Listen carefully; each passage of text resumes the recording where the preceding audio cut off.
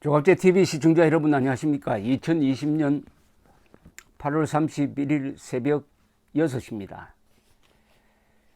문재인 폐하께 올리는 상소문으로 유명해진 진인 조은산 씨에 대해서 문재인 충성파가 침묵을 하고 있다고 제가 보도를 해드렸는데 한 사람이 나섰습니다.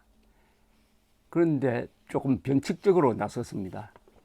문재인 대통령을 대표하는 대변인이 나서든지 아니면은 청와대에서 공식적으로 반응을 보이는 게 정도인데 옆에서 차고 들어와 가지고 자신이 문재인이라면서 자칭 또는 사칭을 하면서 조은산 씨를 비판하는 글을 올린 인물이 등장했습니다.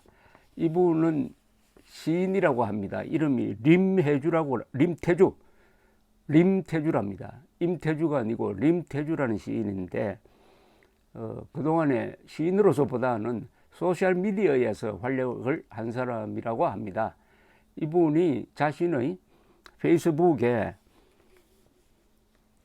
하교 시무 7조 상소에 답한다라는 제목의 글을 올렸네요. 요걸 소개해 드리고 그 다음에 진짜 재밌는 게 있습니다. 조은산 씨가 이 글을 또 반박하는 글을 또 올렸어요. 그 글을 보면은 지금 베일에 가려져 있는 이분이 어떤 삶을 살았는지가 조금 드러납니다. 그걸 또 소개를 해 드리겠습니다. 전문 하교 시무 7조 상소에 답한다. 너의 상소문을 읽었다. 내는 문재인 대통령이란 뜻입니다. 물론 사칭이죠. 그러나 뭐 이런 표현 괜찮습니다. 이런 식으로 가상을 해가지고 쓰는 거니까 어차피 상소문 자체도 가상이니까 가상 대 가상, 상상력 대 상상력이 대결입니다. 충정이 엿보이더구나. 내가 생업에 일념하도록 평안한 정사를 펼치지 못한 나 자신이 부끄럽고 미안하고 슬펐다. 국사가 다망해 상소에 일일이 답하지 않는다만 너의 시무칠조가 내 눈을 찌르고 들어와 일신이 편치 않았다. 한 사람이 만백성이고 온 우주라 너의 가상한 고언에 답하여 짧은 글을 내린다. 나는 바로 말하겠다. 너의 문장은 화려하였으나 부실하였고 충의를 흉내내었으나 삿되었다. 너는 헌법을 덜먹였고 당평을 덜먹였고 임금의 수신을 논하였다. 그것들을 논함에 내세운 너의 전거는 백성의 욕망이었고 명분보다 실리였고 감성보다 이성이었고 사대강 치수의 가시성에 빗댄 재난지원금의 실효성이었다. 언뜻 그럴듯했으나 호도하고 있었고 유창했으나 혹세무민하고 있었다. 편파에 갇혀서 졸렬하고 억지스러웠고 자기와 당위를 구분하지 못했고 사실과 의견을 혼동했다. 나의 진실과 너의 진실은 너무 멀어서 애달팠고 가닿을 수 없이 처연해서 아렸다. 이것은 림태주라는 시인이 문재인 입장에서 친문 세력과 궤를 같이하는 사람이 모양인데 그런 입장에서 반박을 하고 있는 겁니다. 자신을 문재인이라고 상상하고 너는 정치가 무엇이라고 생각하느냐? 나는 선왕들의 의전을 기억한다. 선왕은 이게 전 정권의 대통령을 이야기하는 겁니다. 의전이면 청와대겠죠. 선왕의 출신이 거칠고 칼을 내세워 말하는 시기에는 신하들이 머리를 조아려 따르고 아첨하기 일쑤였다. 의견이 있을 리 없었다. 문벌 귀족과 권문세가들이 왕권을 쥐락피락 위세를 떨칠 때에는 일치된 하나의 의견이 있었을 뿐이다. 지금은 어떠하냐? 아직도 흑과 백만 있는 세상을 원하느냐? 일사불란하지 않고 편전에서 분분하고 국회에서 분분하고 저작거리에서 분분한 그 활짝 핀 의견들이 지금의 헌법이 원하는 것 아니겠느냐?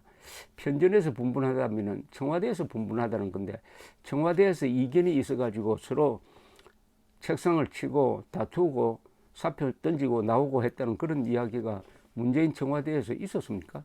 한 목소리밖에 없는데요. 사실관계가 좀 틀리네요. 그러나 뭐 이거 그런 종류의 글이니까요. 일단 읽겠습니다. 너는 명분에 치우쳐 실리를 얻지 못하는 외교를 무능하다고 비난하였다. 너는 이 나라가 지금도 4대의 예를 바치고 그들이 던져주는 떡과 고기를 취하는 게 진리라고 믿는 것이냐? 대전 명분이란 게 무엇이냐? 그것은 백성에 대한 의리를 말하는 것이고 이 나라의 자존과 주권을 말하는 것이 아니더냐? 가령 너에게 치유하기 어려운 상처를 입힌 친구가 있다고 하자. 반성할 줄도 용서를 구할 줄도 모르는 그 친구에게 진심 어린 사죄를 바라는 일이 화해를 해치는 일이더냐. 이거는 일본 보고 하는 이야기네요. 돈 몇 푼 받고 합의하고 아무 일 없던 듯이 친하게 지내는 것이 내가 생각하는 정의이고 진리더냐. 나에게 명분은 살아 있습니다. 고깃덩이가 아니라 치욕에 분노하고 맞서는 게 나의 실질이고 백성에게 위임받은 통치의 근간이다. 너희의 평상어를 빌리면 무릇 백성의 실리는 돈이 아니라 가오에 있지 않더냐. 나도 지지 않으려 버티고 있으니 너도 심지를 꿋꿋하게 가다듬으라. 명분을 내세우는데 이 사람 명분은 보니까 이 사람 명분이 아니죠. 문재인의 명분은 국가 간의 약속이고 뭐고 다 필요 없고 자기가 생각하는 정의 앞에는 뭐 전국권 협정이나 박근혜, 아베, 종군 위안부에 관한 최종 합의도 그것은 안중에 없다 이런 이야기인데 이건 사실 솔직하게 문재인 씨의 외교관을 대변하고 있는 것 같습니다. 너는 백성의 욕망을 인정하라고 하였다. 너희 그 백성은 어느 백성을 말하는 것이더냐. 가지고도 더 가지려고 탐욕에 눈먼 자들을 백성이라는 이름으로 퉁치는 것이냐. 이거는 완전히 문재인을 욕보이는 건데요. 나에게 백성은 집 없는 자들이고 언제 쫓겨날지 몰라 전전긍긍 집주인의 눈치를 보는 세입자들이고 집이 투기 물건이 아니라 가족이 모여 사는 곳이라고 생각하는 자들이다. 이래 되면 문재인은 집 없는 사람을 백성으로 즉 국민으로 생각하고 집 있는 사람은 아예 국민에서 제외한다는 그 관점을 솔직하게 대변하고 있는데 설마 청와대에서 답변을 내놓을 때 이렇게 하진 않겠죠. 일단 욕보이는 겁니다. 그러나 솔직하기도 합니다. 그럴 것 같기도 해요. 너는 지금 이 정부가 이성적이지 않고 감성에 치우쳐 나라들을 망치고 있다고 진단하였다. 내가 말하는 이성과 감성의 의미를 나는 알지 못하겠다. 10마리의 양을 모는 목동이 한 마리의 양을 잃었다. 9마리의 양을 돌보지 않고 한 마리의 양을 찾아 헤매는 목동을 두고 너는 이성적이지 않다고 생각하는 것이냐. 가여워하는 그 긍휼한 상심이 너에겐 감성이고 감상으로 보일지 모르겠으나 나에겐 그것이 지극한 이성이고 마땅한 도리라 여겨지는구나. 그 한 마리를 찾지 않는다면 9마리가 곧 8이 될 것이고 머지않아 남은 양이 없게 될 것이다. 그러니까 예수님 같은 아주 동정심을 갖고 있다는 뜻입니다. 세상에는 온갖 조작된 풍문이 떠돈다. 그릇된 찌라시가 진실로 둔갑하기도 한다. 나의 자리는 매일 욕을 먹는 자리다. 불철주야 정사에 여념이 없는 나의 일꾼들도 시시비비를 불문하고 싸잡아 비난받는다. 나는 그것을 두려워하지 않는다. 정작 내가 두려워하는 것은 학문을 깨우치고 식견을 가진 너희 같은 지식인들이 그 가짜에 너무 쉽게 휩쓸리고 놀아나는 꼴이다. 무지는 스스로를 망치는 데 쓰이지만 섣부른 부하 내동은 사악하게 이를 데 없어 모두를 병들게 한다. 내가 나를 경계하듯이 너도 너를 삼가하고 경계하며 살기를 바란다. 나는 오늘 또 백성의 한숨을 천명으로 받든다. 읽어보면은 문장은 짤막짤막하고 해가지고 잘 읽힙니다. 근데 내용이 정말 좀 부실하고 말장난 같은 느낌이 안 들었습니까? 그러나 이게 문재인과 문재인 집단의 속성임을 상당히 정확하게 대변한 것 같기도 해요.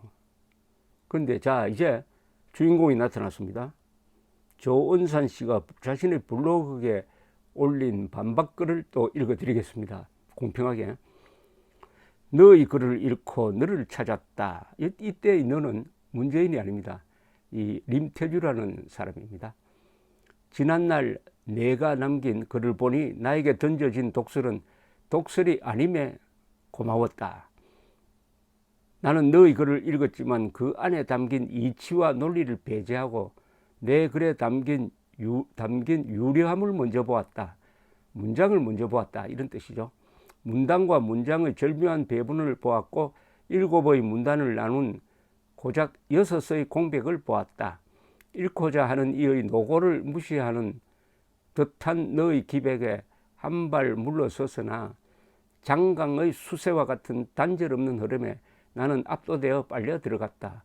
문장은 상당히 근사하다고 지금 칭찬하고 있습니다.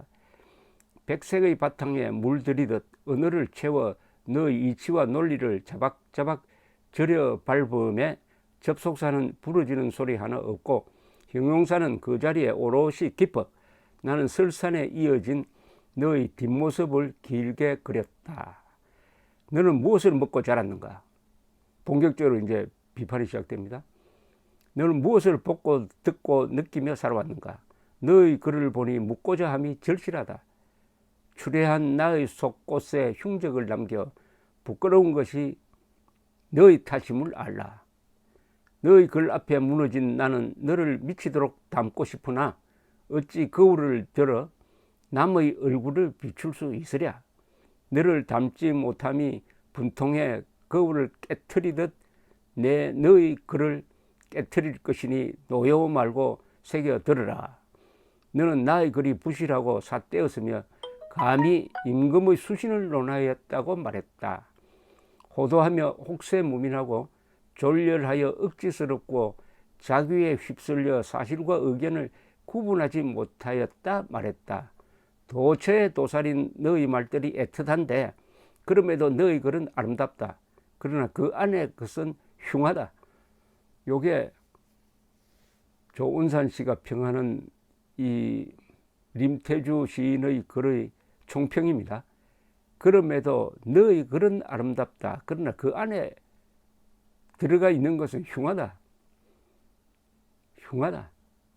문장은 근사하지만은 뜻이 별로다. 이런 뜻이겠죠. 진인 조은산이 묻는다. 너의 백성 1조는 어느 쪽 백성을 말하는 것이냐? 뺏는 쪽이더냐 빼앗기는 쪽이더냐, 임대인이더냐 아니면 임차인이더냐, 다주택이더냐 아니면 일주택이더냐. 내 스스로 너의 백성은 집 없는 자들이고 언제 쫓겨날지 몰라 전전긍긍 집주인의 눈치를 보는 세입자들이고 집이 투기 물건이 아니라 가족이 모여 사는 곳이라고 생각하는 자들이라 했다. 그렇다면 고단히 일하고 부단히 저축하여 재거처를 마련한 백성은 너희 백성이 아니란 뜻이냐? 바로 들이댑니다. 나는 5천만의 백성은 곧 5천만의 세상이라 하였다. 그렇다면 너희 백성은 이 나라의 자가 보유율을 들어 3천만의 백성뿐이며 3천만의 세상이 2천만의 세상을 짓밟는 것이 내가 말하는 정의에 부합하느냐? 나는 가진 자의 세금을 논하지 않았다. 나는 가진 자의 세율을 논하였고 민심의 척도라 정의했다. 나는 백성의 하나됨을 내세웠고 경상의 멸치와 전라의 다시마를 들어 한 그릇 가락국수로 내 소망을 대신 전했다. 또한 너는 편전에서 분분하고 저작거리에서 분분하다지만 정작 너는 지상파 채널에서 무엇을 볼 수 있느냐? 전 대통령으로 분해 대사를 언론, 전 대통령으로 분해 대사를 언론, 전 정권의 개그맨들은 어디서 분분하고 있는지 나는 궁금하다.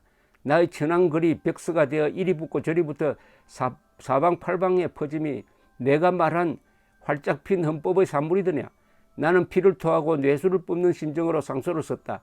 정당성을 떠나 누군가의 자식이요 누군가의 부모인 그들을 개와 돼지와 붕어에 빗대어 지탄했고 나는 스스로 업보를 쌓아 주저앉았다. 너는 내가 무엇을 걸고 상소를 했는지 가늠조차 할 수 없다.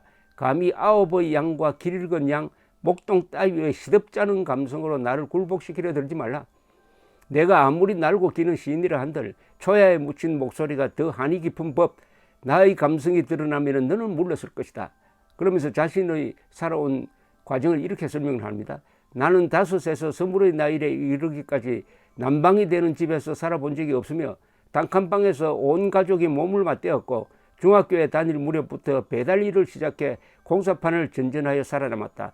나는 정직한 부모님의 신념 아래 스스로 벌어먹었으며 가진 자를 탓하며 더 내놓으라 아우성치지 않았고 남의 것을 탐하지 않았다. 그것이 내가 말하는 조은산의 진실이고 삶이었다. 시인 림태주여, 마지막으로 너에게 꼭 듣고 싶은 것이 있다. 작심하여 물으니 엄중히 답하라. 겨울 창고를 뜯어고쳐 만든 단칸방에서 음발을 동동 구르며 형제를 부둥켜 안았던 가난한 소년에게 목동은 왜 오지 않았는가? 너는 나의 가난을 아는가? 목동은 나에게 따스한 구들장을 내어주었는가?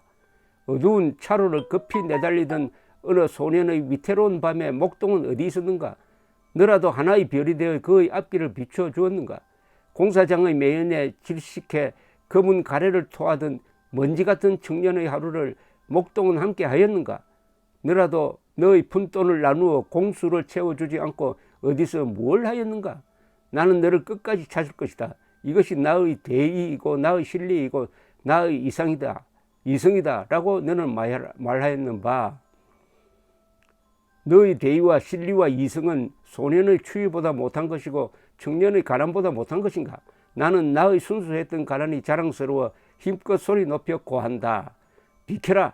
강건한 양에게 목동 따위는 필요 없다. 요걸 말하려고 쭉 이렇게 풀었습니다. 나는 목동 따위 필요 없다. 내가 내 발로 서는 사람이다. 그렇게 해왔다. 그렇게 살아왔다. 이런 뜻이죠. 시인 림태주여, 이곳저곳 너의 글이 올랐다. 나 역시 그렇듯 너의 글에 관한 악평에 상처받지 말라. 너 또한 내 편에 선 내 글을 보았다면 명문이요 달필이라 평했을 것이고 너의 글은 내 편이 아니니 다만 천문이자 졸필로 폄하될 것이다. 정치가 무엇이냐는 너의 물음에 마지막으로 답한다. 지금의 정치가 바로 그것이다. 2020년 8월 인천 자택의 어두운 골방에 처박혀 지닌 조은산이 답하였다. 여기에 대해서는 제가 더 설명을 하지 않고 이분이 쓴 글로만 해석해 주시기 바랍니다. 이건 조갑제닷컴에 실려 있으니까 일독을 권합니다. 감사합니다.